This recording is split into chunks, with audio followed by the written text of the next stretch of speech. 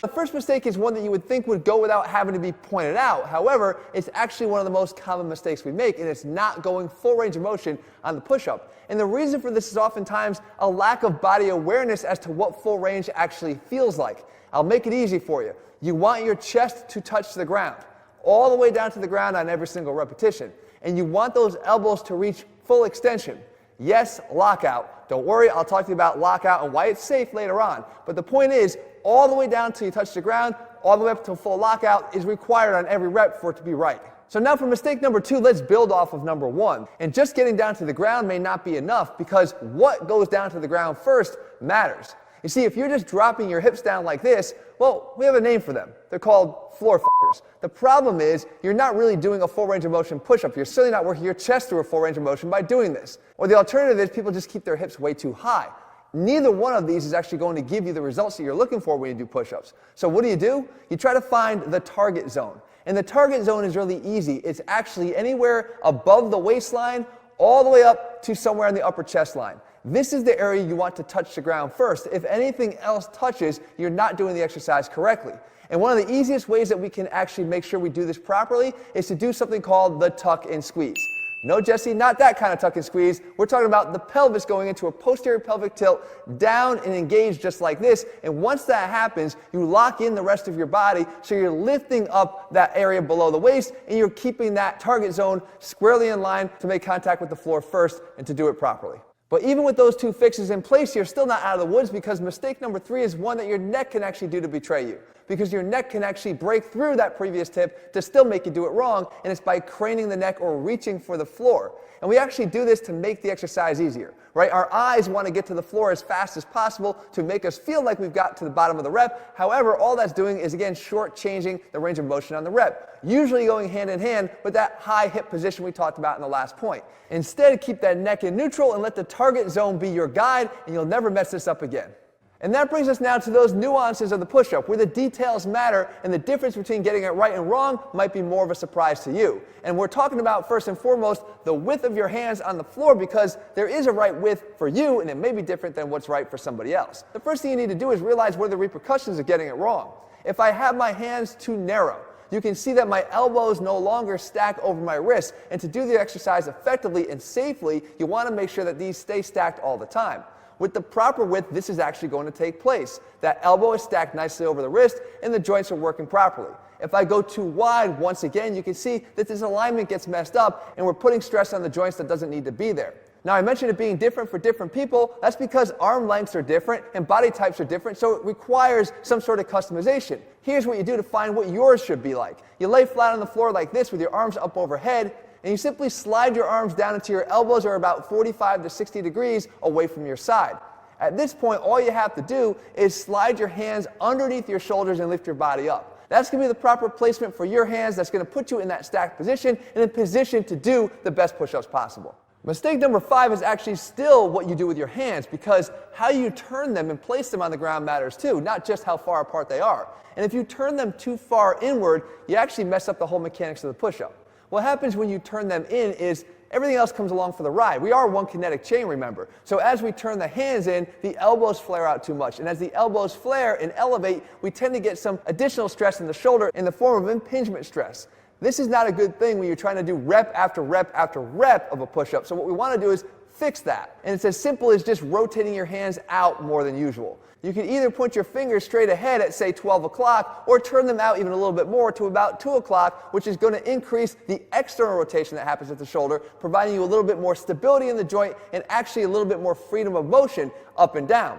Now, some of you might be misled by the fact that turning your hands in actually relieves another issue you might be having with the push-up, and that's wrist discomfort. Because as we turn those hands in, we actually have less extension required to get to the bottom of the push-up. Because you can see, having them turned out does require quite a bit of extension through the wrist. While that might be a temporary solution, it still doesn't get around the fact that the shoulder starts to bear the brunt of that inward hand placement. So instead, if you find yourself with sore wrist doing the push-up, just simply either grab a pair of dumbbells to put your wrist in a neutral position, position, or perform the push-up from your fist, which will also keep that neutral wrist position. Either way, don't make the mistake of looking for the shortcut and the more immediate solution that's just going to lead to longer-term problems down the road. So now with the hand positioning all figured out, we actually now have to move up the kinetic chain, and in this case it goes right here into the shoulders. And if you're making this mistake, you're kind of screwing up the whole push-up. Because from this point on, if you allow your shoulders to shrug, you're ruining all the stability that you're trying to create in the first place. And we know that stability is necessary for a properly performed push-up. You have to keep those shoulders unshrugged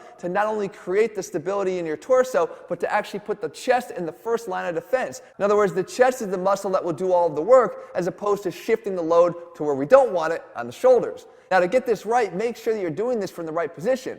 Don't try to unshrug from the bottom of the push-up, because all you'll likely do is pull your elbows far too close to your side. Instead, get in the top position of the push-up and then pull your shoulders down from there, and I promise you will get it right every single time. Mistake number 7 actually builds off of mistake number 6, in that what happens now when you start to move? Do you allow your shoulder blades to go with you, or do you actually keep them where you had them in the last tip? Well, a lot of guys will actually advise you to do the wrong thing, and that is they want you to allow them to fold or retract as you go to the bottom of the push-up, and then protract as you come to the top of the push-up. And you can see them spreading apart on every single rep as they get back to the top. This is incorrect. This is going to cause a lot of issues with you doing the push-up. Most importantly, it's going to take away the brunt of the effort being done by the chest again. Remember I said you had to have the chest out in front doing the work? When we start to protract our shoulders as we get to the top, that is exactly the opposite of what happens. The chest dips back and caves in, and the shoulders come forward and wind up taking over the movement. We don't want this when it's chest development that we're after. So instead, when you unshrug your shoulders, you keep them there for the rest of the exercise. Hold them in place, lower yourself down. It's going to keep your shoulder back, it's going to put your chest out, and it's going to allow you to get more work done for your chest. If you really want to make sure you're doing this right, as you come to the top, imagine turning your biceps forward, squeezing yourself off the ground and allowing your arms to almost rotate and turn forward. The second you do this right, I promise you, you will feel the difference. You'll never go back to doing it the old way again, or maybe as others have even advised you to. Mistake number 8 is a subtle one, but again, no less important if you want to do this exercise properly. If you've ever watched someone do a bench press, you probably noticed that the bar does not move straight up and straight down. Instead, it moves at a little bit of an angle, from low to high, low near the chest and higher up towards the neck as you get towards the top of the lift. Well, that is the correct bar path. Well, you have a body path on the push-up, and it's the same thing. You want your hands to be relatively lower on your chest line at the bottom of the repetition and a little bit higher as you get to the top of the rep. And the way we do this is just altering our body in space, since our hands are obviously fixed to the floor. And this is actually pretty simple, by just rocking yourself ever so subtly on the floor during every repetition. So as you go down, allow your toes to rock your body just a little bit forward, and you'll see that that puts the hands a little bit lower on that chest line. And as you come back up, allow those toes to again pivot you back, once again realigning those hands directly beneath your shoulders. If you do this right, it not only feels better, but natural. This is the body path that you should be following when you do your push-ups, and just this little subtle tweak is enough to make sure you get it right. Mistake number 9 actually relates all the way back to point number 1, which was range of motion, because speed is a problem. Speed is actually the enemy of good form, and it can actually betray all intentions to create full range of motion. See, in an effort to do more reps more quickly, we'll either shortchange the rep from the bottom, or maybe even from the top. Or if you're an Oregon Duck mascot, you kind of do it from both ends. But the fact is, you still want that full range of motion, and using speed to get there is always a problem. And I mentioned back in that first point that full range of motion through the elbow means full extension of the elbow, and that's safe and healthy unless you add speed to the equation. You see, even a door that operates as a hinge, like your elbow, is designed to open all the way and close all the way. But when you try to slam that door, either open or close, you could be inviting some problems. Don't slam your joint into extension. You don't need to, and the best way to do that is to simply slow down the rep. The best key I can give you is 2 seconds on the way down and 2 seconds on the way up. This will not only ensure you get the exercise right, but it allows you to do all the other things I talked about so far correctly. And that brings me to mistake number 10, which is one that really gets under my skin, probably the one that aggravates me the most, and we're talking about how you program the push-up. If you're doing 100 push-ups a day, or even ever tried them, or if you're sticking with the same push-up all the time, we gotta talk. You have to watch this video over here, guys. Stop doing 100 push-ups a day. I guarantee you, you will find the right way to program the exercise. If you're looking for a complete program, you can find them over at ATHLEAN-X.com. If you haven't done so, make sure you click subscribe and turn on notifications so you never miss a new video when we put one out. Make sure you watch that video.